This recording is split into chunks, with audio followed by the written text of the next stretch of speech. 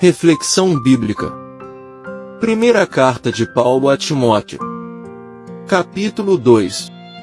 1 Timóteo 2. Paulo instrui Timóteo sobre a oração e a conduta apropriada durante o culto público, exortando a oração intercessória por todos, incluindo autoridades. Ele destaca a necessidade de paz e tranquilidade na adoração. O dever de orar pelas autoridades. Em 1 Timóteo 2, veremos que Paulo iniciará ensinando sobre o dever de orar por todas as autoridades.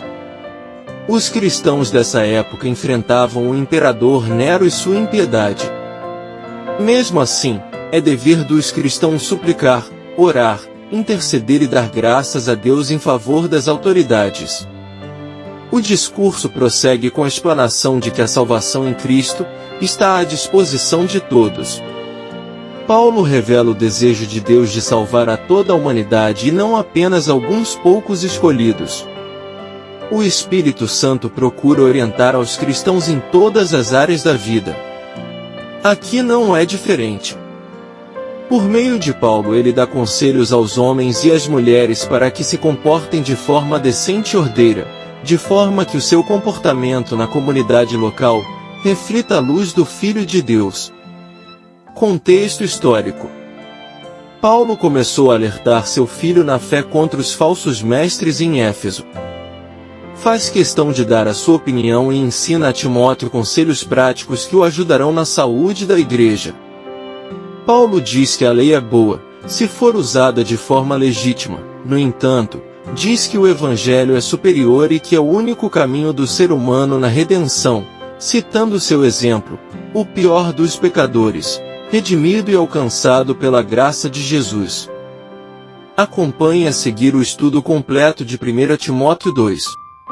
Súplicas, orações, intercessões e ações de graças. Versículo 1.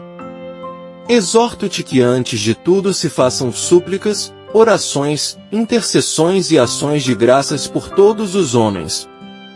Súplicas, orações, intercessões e ações de graças são diferentes termos para oração. Paulo estava se referindo a todo tipo de oração. Orar pelas autoridades. Versículos 2 ao 4. Pelos reis e por todos os que estão em autoridade, para que tenhamos uma vida quieta e sossegada, em toda piedade e honestidade. Porque isto é bom e aceitável aos olhos de Deus, nosso Salvador, que quer que todos os homens se salvem e venham ao conhecimento da verdade. Venham ao conhecimento da verdade, é o mesmo que dizer, se convertam. A expressão, a verdade, é muito usada em 1 e 2 Timóteo e Tito como sinônimo de Evangelho. Um só Deus. Versículos 5 ao 7. Porque há um só Deus e um só mediador entre Deus e os homens, o homem Jesus Cristo, o qual se entregou a si mesmo como resgate por todos, para servir de testemunho a seu tempo. Para o que, digo a verdade em Cristo, não minto, fui constituído pregador, e apóstolo, e doutor dos gentios na fé e na verdade. Estes versículos são a base teológica da afirmação anterior, que diz que Deus deseja que as pessoas sejam salvas. Orem em todo lugar. Versículos 8 e 9. Quero, pois, que os homens orem em todo lugar, levantando mãos santas, sem ira nem dúvida. Que do mesmo modo as mulheres se ataviem em vestuário modesto, com pudor e sobriedade, não com tranças, ou ouro, ou pérolas, ou vestidos dispendiosos. A palavra, pois, retoma o chamado à oração do verso 1. Levantando mãos, era uma postura típica de oração na Bíblia, Êxodo 9 verso 29. Com as palavras, quero, que os homens, do mesmo modo, as mulheres, Paulo tratou de assuntos específicos de cada gênero. As mulheres devem ficar em silêncio. Versículos 10 ao 12. Mas, como convém a mulheres que fazem profissão de servir a Deus, com boas obras. A mulher aprende em silêncio, com toda a sujeição. Mas não permito que a mulher ensine, nem usurpe a autoridade do homem, mas que esteja em silêncio. A expressão, não permito, não é mera expressão de um desejo pessoal de Paulo, e sim um posicionamento autoritário. Paulo escreveu com sua autoridade de apóstolo, 1 Tessalonicenses 4 verso 1. Ao pedir que as mulheres ficassem em silêncio, ele contrastou este silêncio com 1 Coríntios 11 verso 5, mostra que as mulheres falavam na assembleia da igreja. Este versículo proíbe que as mulheres ensinem publicamente os homens, mas não impede que elas falem em outras circunstâncias. Adão primeiro, depois, Eva. Versículo 13. Porque Adão foi formado primeiro, depois Eva. A palavra, porque, introduz a justificativa bíblica para a proibição anterior às mulheres. Na mente de Paulo, a ordem da criação era mais importante do que ela é para a maioria das pessoas de hoje. 1 Coríntios 11 versos 8 e 9. Fundamentar este mandamento na ordem da criação, faz com que ele seja permanente, e não algo exclusivo da cultura e da época de Paulo. O papel de cada sexo não é resultado da queda, e sim da criação e do propósito original de Deus. A mulher foi enganada. Versículo 14. E Adão não foi enganado, mas a mulher, sendo enganada, caiu em transgressão. Ao dizer que Adão não foi enganado, Paulo não isentou Adão de seu pecado. O ponto aqui não é culpa, e sim engano. Romanos 5 versos 12 ao 14, deixa claro que Adão pecou e ficou com a principal responsabilidade pela queda da humanidade. Papel específico da mulher. Versículo 15.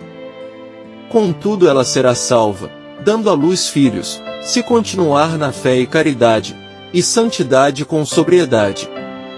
Este é um versículo complicado. Paulo não cria que as pessoas pudessem obter salvação dando à luz filhos nem fazendo outras coisas. Podemos entender melhor este versículo como a afirmação de um papel específico da mulher, em contraste com o papel vedado a elas nos versos 11 ao 14. As pessoas são salvas quando perseveram na fé. Para as mulheres, esta perseverança é exposta nesta passagem em termos de papéis nobres exclusivos delas, como ter filhos. 5 importantes lições que podemos aprender em 1 Timóteo 2. A importância da oração intercessória.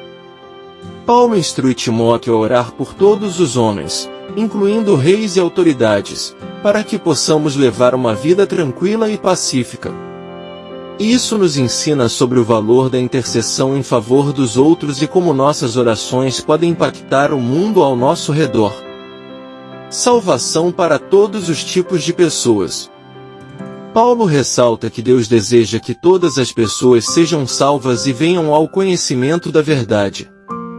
Isso nos lembra do amor de Deus por toda a humanidade e da missão da Igreja de proclamar o Evangelho a todas as nações, sem distinção de raça, nacionalidade ou status social.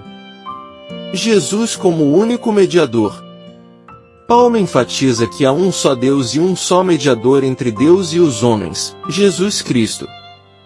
Isso reforça a exclusividade de Cristo como o único caminho para a salvação e nos encoraja a colocar nossa fé nele como nosso único mediador diante de Deus. A importância da modéstia e da decência. Paulo instrui as mulheres a se vestirem com modéstia e discrição, destacando a importância da pureza e da santidade em nossas vidas.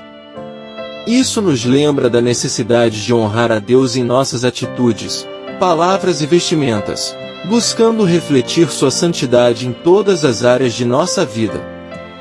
Liderança na Igreja. Paulo aborda a questão da liderança na Igreja, incluindo os papéis de homens e mulheres.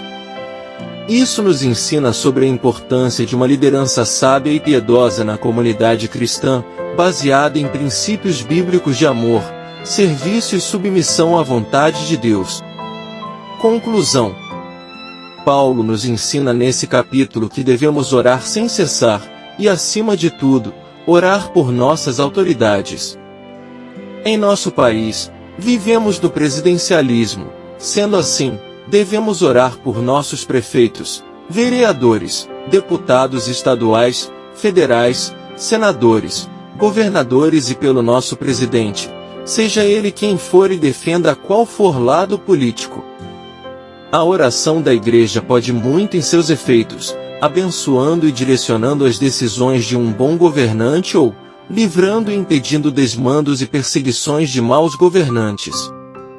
Paulo fala também sobre o lindo e importante papel do homem e da mulher, sendo submissos, e trazendo seu esclarecimento do porquê a mulher deve ser comandada pelo esposo. Tudo começou no Éden. Graça e paz por parte de nosso Deus e Pai, e de nosso Senhor e Salvador, Jesus Cristo, estejam sobre nossas vidas.